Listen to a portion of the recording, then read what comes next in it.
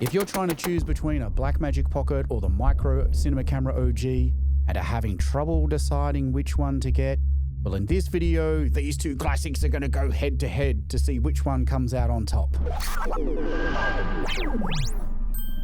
But first, if you're new here, hi, I'm a cinematographer based in France, and this channel is for camera lovers. For the regulars, it's great to see you again, and if I forget something important, just drop it in a comment below. First, it would be a mistake to think that the Micro is a better camera simply because it's 3 years younger than the Pocket OG. But in Blackmagic land, that doesn't really mean anything, as they're the masters of recycling components into newer products. And if you look across any product line, you'll see this strategy being deployed over and over and over again. It's a clever way for Blackmagic to reduce their R&D costs, then manufacture these components at scale for multiple generations of products, which equals massively reduced prices for the gear we like and want to own as end users. When it comes to these two cameras specifically, as a baseline, we know that they recycled the sensor from the Pocket into the Micro. Both cameras only shoot HD in either Cinema DNG RAW or ProRes, which for any camera of this ilk, size or form factor was just, and is still, groundbreaking. Then if you consider most of the world's cinemas still project 2K DCPs, or that hardly anybody goes to the cinema anymore, and that for most today, a large screen cinema experience is now in their living rooms, being served to them by streaming agents, where resolution and image quality is negated by screen size, viewing distance, and streaming compression. So the fact that both of these cameras are only 1080p in 2026 is a bit of a moot point. For argument's sake, here's the Micro next to a GH7 in 5.7K. They're both using a DZO RLS Vista Prime, so you're only seeing the sweet spot of the lens. The Pocket is with a 25 and the GH7 is with a 35 to correct the sensor size differences with a slight crop to match them. For those who want to argue about reframing when both are punched in at 200%, I can't see a difference. Is the one on the left the Micro or is the one on the right? That's 1080p versus 5.7K with a good lens upscaled to 4K on export as it's recompressed for YouTube, which is a streaming service. This test highlights a couple of things. Resolution is not the be-all and end-all, or the deciding factor of how you should be thinking about cameras. And DaVinci Resolve's improvements over the last decade just keeps breathing new life into these older cameras. Perhaps this is why we've recently seen these cameras have such a massive resurgence in popularity. They just have so much more to give to the filmmaking community. The image quality has stood the test of time, and I will explore that a little bit later in the video. But what we should really look at is the obvious differences between the cameras, and that's their design. Ergonomically, these are vastly different cameras, not only to look at, but also to use. But which one is ergonomically better comes down to personal preference. For instance, I like the riggability of the Micro. It can be turned into an absolute powerhouse. I also like the ergonomics of the Pocket because it's truly pocketable. But built out this way, this camera is a true compact cinema camera, well balanced and can run for days, literally days. But it's also the same for the Pocket when you rig it out this way, but it ends up a little bit wider than the Micro. So on this side of things, they are equally indifferent. The actual form factor though is glaringly different, as the Pocket has a huge advantage over the Micro, which is it can be used as small as this, whereas the Micro simply cannot without some form of connection to a controller, as it has no onboard screen. The button layout on the Micro is also worse, as these buttons on the front are just terrible. And while I've become accustomed to using them very quickly, with its better button layout, the Pocket is just far easier to use on the go. So if you're keeping score and want the smallest usable form factor without having to add on more stuff, the Pocket wins hands down. Riggability goes to the Micro, with the menu operation going to the Pocket. But one place where the Micro absolutely destroys the Pocket is battery life. If you don't own a Pocket OG, but you've been researching them, I can confirm the battery life is absolutely horrendous and does nothing but fill you with anxiety when using the internal batteries. You need between 6 and 12 to get you through a day in this configuration. It is a nightmare. The Micro, in comparison with its implementation of the Canon LPE6 battery, is just far superior. In fact, if Blackmagic Design just released a Pocket OG which used a Canon LPE6 battery today, it would sell out in minutes and be backordered for well over a year. Nevertheless, only the Pocket can be changed over to an MPF or V-Lock battery with ease via its respective DC input. But out of the box, it's a huge win for the Micro's LPE6 implementation or use with an LPE6 dummy battery. Next are the lens mounts. While both are identical, again we see that the Pocket OG seemingly pulls away here as its active lens mount can be controlled from the back of the camera, whereas the Micro requires the expansion port accessories to have basic lens control. Both cameras also share the same Super 16mm 2.8x cropped Fairchild dual gain sensor with an ISO range of between 200 and 1600, which captures around 13 stops of dynamic range in Cinema DNG or ProRes. But here's where the Micro offers something more, with the ability to shoot in compressed RAW 3:1. There's no visual difference, it just saves you hard drive space. The compression of the Cinema DNG files also allows the Micro to record in 60p. So internally, the Micro must have slightly different circuitry or components because the doubling of all the frame rates and all of the codecs, except for the full Cinema DNG RAW, to the same media cards, without the Pocket being able to match that in a smaller form factor with internal cooling, is just incredible. But these additional frame rates might simply be achievable because the Micro utilizes the bigger, higher draw capacity LPE6 battery we just discussed earlier. No matter which design change it was or is, the Micro clearly wins this round as the compressed RAW changes nothing in the workflow, in camera or post. Both cameras' performance in Resolve is identical, with the rich colors and image fidelity that many have come to love over the years. Neither camera is sharper than the other, both show equal signs of moire, but as the Micro can record higher frame rates, you can combat the poor readout speeds, micro jitters and jello better by overcranking the camera.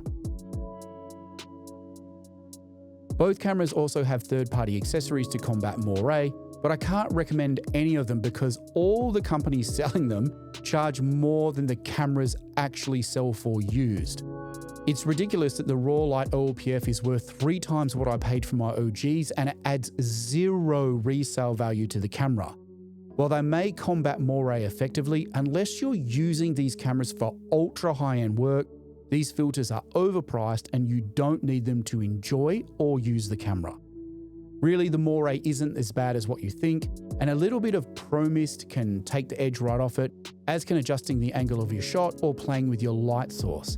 Neither camera outperforms the other in this metric though. It's a wash.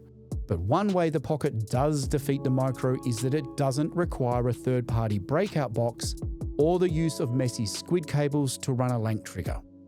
With the Pocket, I can just pop on my CanMan handle, plug in the lank cable and control the ISO, shutter angle, trigger record, and the f-stop of a compatible lens with the lank port. The Micro requires a workaround, so this round goes to the Pocket. The rest of the connectivity is a wash, but the Micro takes a big swing back at the Pocket with its full-size HDMI port, as the Pocket's micro HDMI is prone to damage, and is now irreplaceable, as is the screen. This is why with the Pocket, I highly recommend the Excelsius cage and cable protection kit. In terms of camera media, both cameras record to inexpensive SD cards, but, and this is a big but here, not all cards are compatible and not even the same card that works in one camera will necessarily work between two identical cameras. It's a real crapshoot. But more often than not, these 1TB V60 cards from Angelbird work in the Micro for the 3:1 compressed 60p RAW, and these V90 cards work for everything else across both models. Plus, they work with all your modern cameras, which is why I recommend them. As for audio, both have a 3.5mm audio input, but neither are any good in terms of direct audio recording. They're okay in a pinch for scratch, but I would never recommend them as a master. So, for overall build quality, I have to give it to the Pocket OG for these key reasons. It has a screen, the media bay is protected, whereas on the Micro it's exposed to the elements, it's easier to adapt to a power supply, and it can be used like this without anything else. A bigger battery and a full-size HDMI would have made it the perfect portable camera, and Blackmagic really made a mistake by not following up this product. Okay, let's dig a little bit deeper into the operability of the cameras. By far the simpler camera to grab and go with is the Pocket, but for larger productions, they're equally as good because in this environment, the Micro's lack of a screen discounts, well, nothing. However, menu navigation on the Micro is really poor, even with an external monitor attached. It can be downright frustrating. Having to blindly reach around to access the buttons as an operator causes a lot of misclicks, accidental navigations, and it wastes a lot of time on set. The Pocket is a clear winner in this category. As for image quality, they both produce beautiful, unique images which can be pushed a lot in color grade. Here I can absolutely guarantee you will love the results you get in post from either of these cameras. Besides the slow motion footage the Micro has, the cameras intercut seamlessly, and if you can pick the technical differences between the two, you have a better cinematic eye than I do. Obviously, when overcranking the Micro, it may appear to be slightly sharper, but that's due to the nature of 60 frames per second footage. But for the most part, the image quality is identical. Motion cadence is the same, colors are the same, resolution is the same, usable latitude is the same. Apart from the slow-mo, technically this is a draw. But if you were to ask me my opinion, I think the Pocket has a slightly more filmic look. It's hard to explain technically. Perhaps this is just a bias that I have because I love my Pocket so much. I don't know. Tell me what you think in the comments.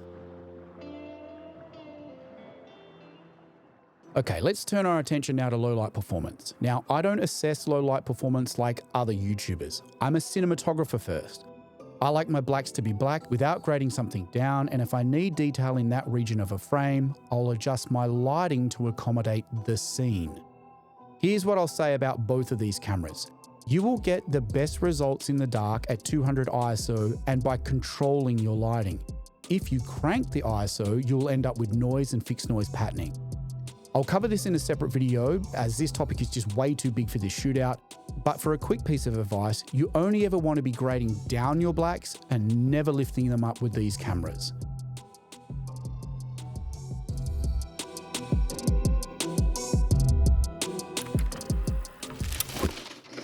Okay, so for the final category, I'm going to call this the intangible, or everything that's just not technical. Okay, I'm going to start with the Pocket. The experience of filming with the Pocket is like no other for me. It does have a magical quality about it. Blackmagic they just nailed it. Even with all of its quirks, this camera just is a lot of fun to use. And for me, where I'm at in my career and how I use these cameras at or away from work, this matters. Reconnecting with the Pocket OG has refueled my creative juices that have been squeezed out of me commercially. You might not understand this sentiment, but after doing back-to-back jobs on the road, working 20 hours a day for 18 months straight and never seeing your house or your wife, these jobs take something away from you creatively that you may never get back. I know it sounds corny, I know, but when I see this camera just sitting there, it makes me want to go out and shoot something. Not a lot of cameras make me feel that way anymore. The Pocket OG is just so much fun, but unfortunately in this fight to the death, the Micro has it beat in all but one area, and that's Pocketability. Honestly, I never thought I was going to love a camera more than the Pocket OG, but on all fronts the Micro, it's just better and it has less issues. And as I always use external monitors, the things the Pocket has over the Micro, for me at least, they just don't matter. But does that mean I'm going to stop using my Pocket OG? Well, no. Now that I have a couple of Micros, I'm finding that I'm just using all of those three cameras together more and more and more, especially here online for this content. The Micros are great for jamming into small spaces. The Pockets are great for taking on the road. Both are fun to rig out, and both have amazing image quality. But if you're looking at them, I would today recommend the Micro. They're a little bit harder to find, but the additional frame rates and the compressed RAW are just unbeatable at the moment. Now, if you snag either, I would love to hear how you're using them or how you plan to use them and if they meet your expectations at all.